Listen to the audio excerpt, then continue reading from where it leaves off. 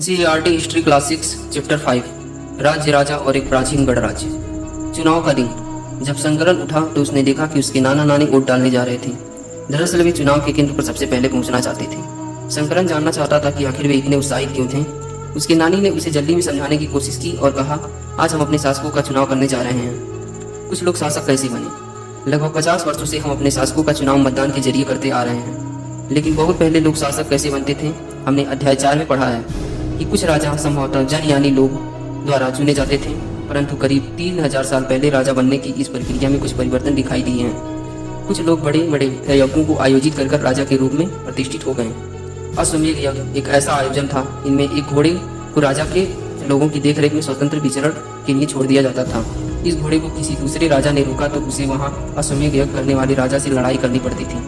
अगर उन्होंने घोड़े को जाने दिया तो इसका मतलब यह होता था कि अश्वमेध यज्ञ करने वाला राजा उनसे ज़्यादा शक्तिशाली था। इसके बाद उन राजाओं को यज्ञ में आमंत्रित किया जाता था। यह यज्ञ विशिष्ट पुरोहितों द्वारा संपन्न किया जाता था। इसके लिए उन्हें उपहारों के सम्मानित किया जाता था। अश्वमेध यज्ञ कराने वाले राजा बहुत शक्तिशाली माना जाता था। यज्ञ में आमंत्रित सभी राजा उसके लिए उपहार लाते थे। इन सभी आयोजनों में राजा का मुख्य स्थान होता था। उन्हें राजसिंहासन या बाघ की खाल में एक विशेष आसन पर बिठाया जाता था। युद्ध क्षेत्र में राजा का सारथी ही उसका सहचर होता था। यज्ञ के अवसर पर वह राजा की विजय तथा अन्य गुणों का गान करता था। राजा के सह संबंधी खासकर उसकी रानियां तथा पुत्री को भी कई छोटी छोटी अनुष्ठान करने होते थे। अन्य सारे आमंत्रित राजाओं का काम सिर्फ बैठकर यज्ञ की पूरी प्रक्रिया को देखना तथा राजा के ऊपर पुरोहितों और पवित्र जल के छिड़काव के साथ साथ अन्य कई अनुष्ठान करता था। विष अथवा वैश्य जैसे सामान्य लोग उपहार लाते थे, जिन्हें पुरोहित शूद्र मानते थे। उन्हें कई अनुष्ठान में शामिल किया जाता था। जनपद। महायज्ञों को कराने वाले राजा अब जन के राजा ना होकर महाजनपद के राजा माने जाने लगे। जनपद का शाब्दिक अर्थ जन के बसने की जगह होता है। कुछ महत्वपूर्ण जनपद मानचित्र 4 पृष्ठ 49 में दिखाए गए हैं। पुरातत्वविदों ने इन महाजनपद की कई बस्तियों की खुदाई की है। दिल्ली में पुराना किला, उत्तर प्रदेश में मेरठ के पास हस्तिनापुर और एटा के पास अटरंजी खेड़ा इनमें प्रमुख हैं। खुदाई से पता चला है कि लोग झोपड़ियों में रहते थे और मवेशियों तथा अन्य जानवरों को पालते थे। वे चावल, गेहूं, धान, जौ, दालें, गन्ना और तिल तथा सरसों के जैसे फसलों उगाते थे। क्या इन सूची में तुम्हें किसी ऐसी फसल का नाम मिला है जिनका उल्लेख तुम अध्याय 3 में नहीं किया? लोग मिट्टी के बर्तन भी बनाते हैं। इनमें से कुछ धूसर और कुछ लाल रंग के होते थे। इन पुरास्थलों में कुछ विशेष प्रकार के बर्तन मिले हैं जिन्हें चित्रित धूसर पात्र के रूप में जाना जाता है। जैसा इनमें नाम से ही स्पष्ट है कि बर्तन का चित्रकारी की गई है। ये आम तौर पर सरल रेखाओं तथा ज्यामितीय आकृति के रूप में है। महाजनपद। करीब 2500 साल पहले कुछ जनपद अधिक महत्वपूर्ण हो गए। इन्हें महाजनपद कहा जाने लगा। मानचित्र 4 में कुछ महाजनपद को दिखाया गया है। अधिकतर महाजनपदों की एक राजधानी होती थी। कई राजधानियों में किलेबंदी की गई थी, अर्थात इनके चारों ओर लकड़ी, ईंट या पत्थर की ऊंची दीवार बनाई गई थी। ऐसा लगता है कि लोग अन्य राजाओं के आक्रमण के डर कर अपनी सुरक्षा के लिए इन किलों का निर्माण किया करते थे। कुछ राजा अपनी राजधानी के चारों ओर विशाल, ऊंची और प्रभावशाली दीवार खड़ी कर अपनी समृद्ध और शक्ति का प्रदर्शन भी करते थे। इस तरह के कील के अंदर रहने वाले लोगों और उस क्षेत्र पर नियंत्रण रखना भी सरल हो जाता होगा। इस तरह की विशाल दीवार बनाने के लिए व्यापक योजना की आवश्यकता थी और लाखों की संख्या में ईंटें तथा पत्थरों का इंतजाम करना पड़ता था। हजारों स्त्री, पुरुष तथा बच्चे इनसे के लिए अथक परिश्रम किया होगा। इनके लिए संसाधनों की आवश्यकता पड़ती होगी। अब राजा सेना रखने लगे थे। सिपाहियों को नियमित वेतन देकर पूरे साल रखा जाता था। कुछ भुगतान संभवतः आहत सिक्कों पृष्ठ 84 पर चित्र देखो इसके रूप में होता था।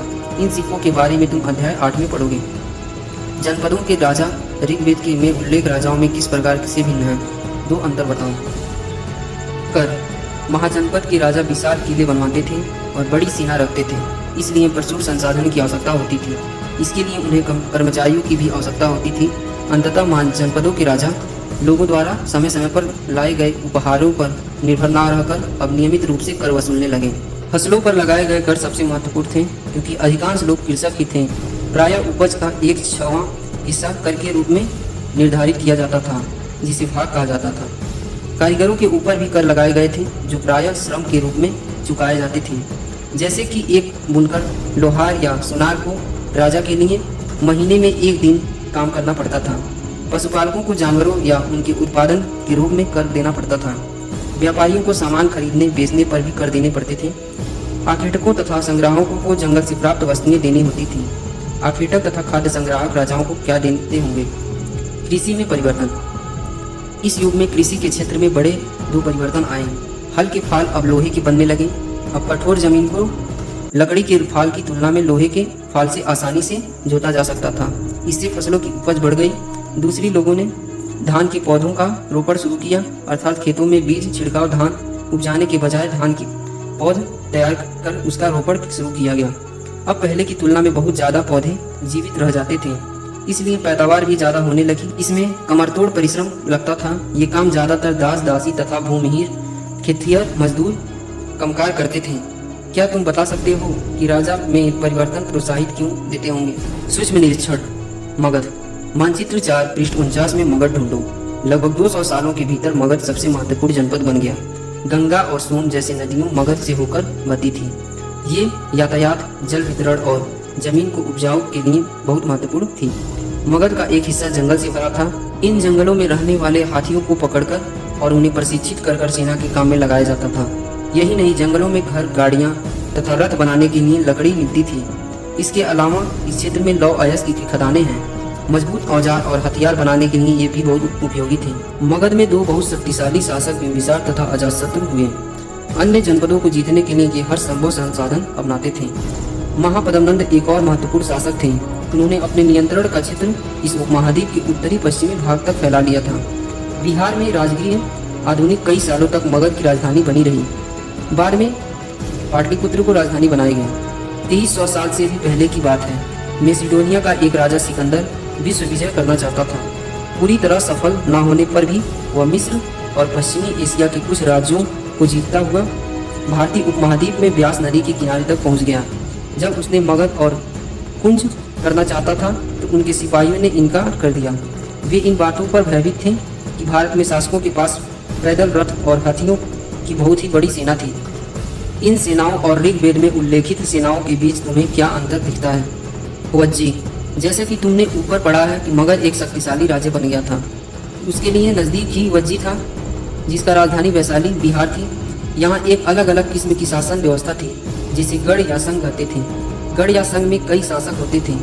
कभी कभी लोग एक साथ शासन करते थे, जिसमें प्रत्येक व्यक्ति राजा कहलाता था।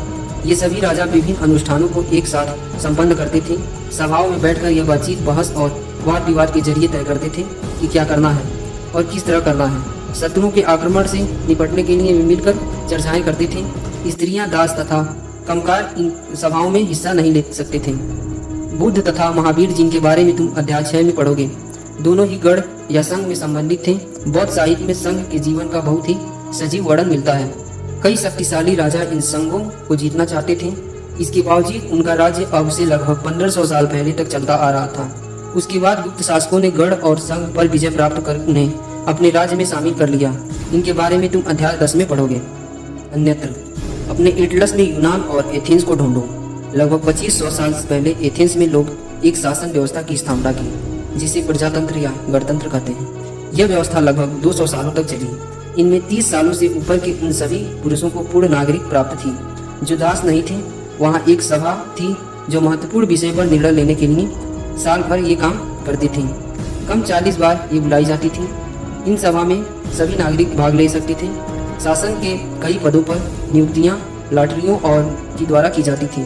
सभी नागरिकों को सेना और नौसेना में अपनी सेविकाओं देना था। औरत को नागरिक का दर्जा नहीं मिलता था।